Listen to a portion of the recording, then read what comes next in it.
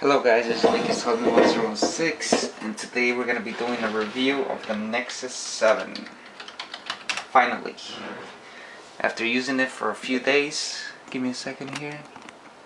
After using it for a few days before the Google official release date, I was able to find it, test it, and now I have a review for you guys that I will specify from my point of view as best as I can.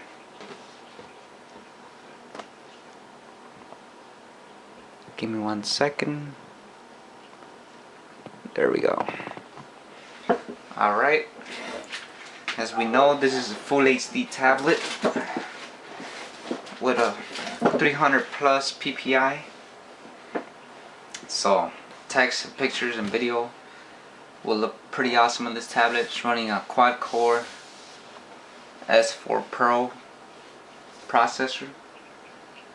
Supposedly it's running the 600, but named as the S4 Pro because it's clocked at 1.5, I believe, when the S600 is clocked in at 1.7 and higher. But to this day, the tablet and the system has been functioning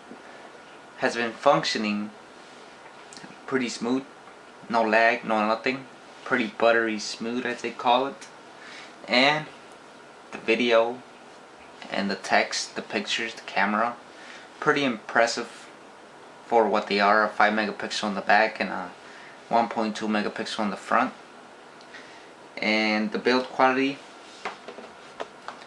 to me, I didn't have the first one, so I wouldn't know. But this is my first Nexus tablet, and the back is smooth with some type of polycarbonate plastic. You get some grip, but it might still slip out of your hands depending on how you're holding it. You need to use 2 hands obviously to text. It does have swipe function on the keyboard, and it has, as you can see, it has indicator light. It's pretty awesome. Never seen that on a tablet. The buttons on the back, they're pretty weird because they're flushed in a weird way. So when you're grabbing it, you're actually, I mean, it works perfectly fine once you get the hang of it. But they're not like pressed right directly from the side. Other than that, everything's pretty awesome. The speakers, they're really loud. I was using it last time and I was running half volume, and I'm pretty impressed at how loud they are. I haven't checked how loud they are for full volume, but pretty good. I do have a 2 profiles set. One is mine and it's password locked.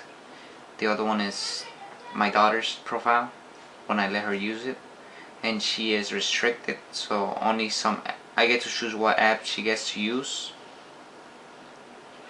And she, you know, with profile restriction, you get to set whatever she could access, whatever she can't access. She could buy, she cannot buy, and stuff like that. But that's a pretty useful thing that Google has put into this tablet. And you could, I'm pretty sure you could add so many profiles. I don't know how many exactly, but as you can see, crisp, clear, pretty awesome. Holds well. Use it like this.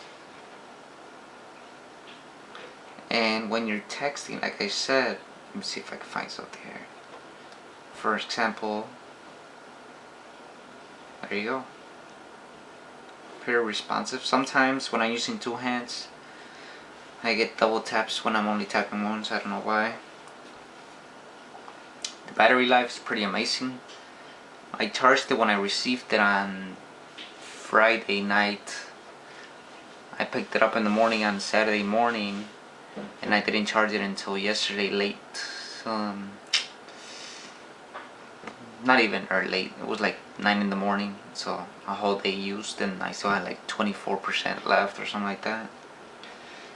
Pretty good, pretty impressed. I haven't been able to play games, real intensive games, but I have played like Doodle Jump and Star Wars, and it looks pretty amazing on this tablet. I'm mostly using it for something that I didn't use before. I'm reading more forums, more you know, news and stuff on there, and it's pretty easier to read it this way than you read it on a phone. A phone is very useful because you know you could use it with your network, and if you have hotspot sharing, you could take this along, which I don't. So another new thing on 4.3 that I saw myself on this tablet is that you got your notifications on one side and clock and date, and this little, you know, swipe automatic thing on the left, and on the right you have your settings and, you know, Wi-Fi widget and stuff like that, battery mode, picture, whatever. Your drawer is the normal drawer for Android, stock Android. You swipe all the way to the left, you go to widgets, you go to the back, and you get back to your apps. It would, in order to have an infinite swiping on your apps without going to your widgets, you would have to use a third-party launcher, I believe. I haven't checked the settings yet, but you can just go to your apps or widgets by doing that, but you can't keep on swiping over and over. Now, holding down, you have the options to customize only wallpapers, gallery, and live wallpapers. There's no option to add a widget to the screen. I don't know if that's a normal stock Android thing, because I haven't had stock Android. I only have it on my HTC one, but I believe that on that one you are able to hold and be able to add a widget right from there. I'm not sure yet. I have to look into that. You're not able to resize some widgets, so they take up space however they want to based on their size. There is no infinite swiping also on the home screen, but it doesn't matter to me. I haven't checked if you're able to delete some screens. No. As you saw that, you swipe from the bottom with your home button and you get the option to go to Google now. Pretty accurate. I've used it a couple times, not all the time, but it works perfectly when I do. Other than that, everything seems to work fine and smooth, fine and dandy, no problems. Let me show you a quick little sound.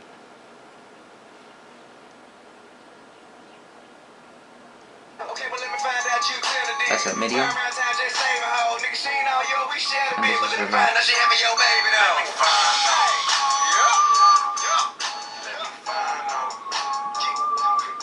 you see, the speakers are behind, so in order to listen to it right, you have to hold it like this for full experience. You can still hear it like that, or like this.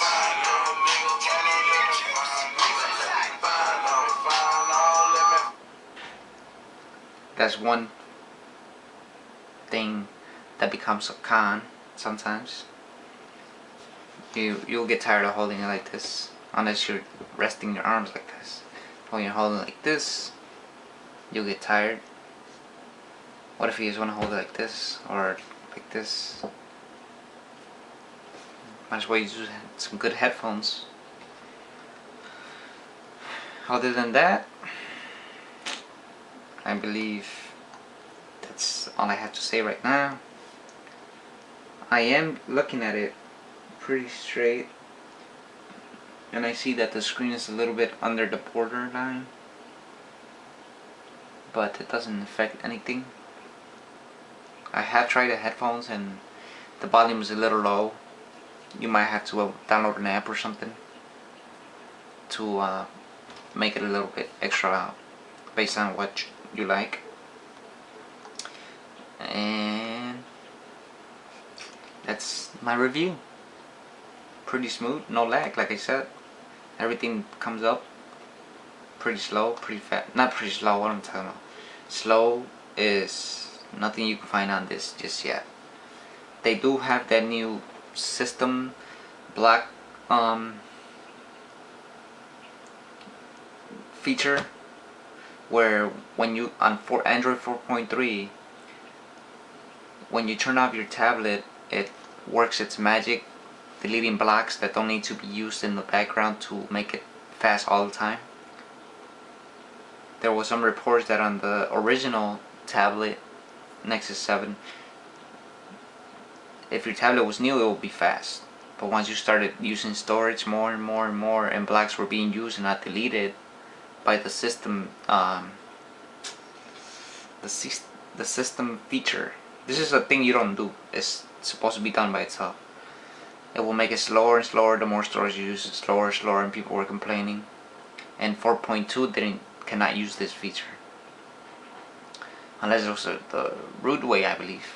So now that Android 4.3 came out, and now you could update your original tablet, it should run smooth, just like this one. So that's just a little thing that I just read.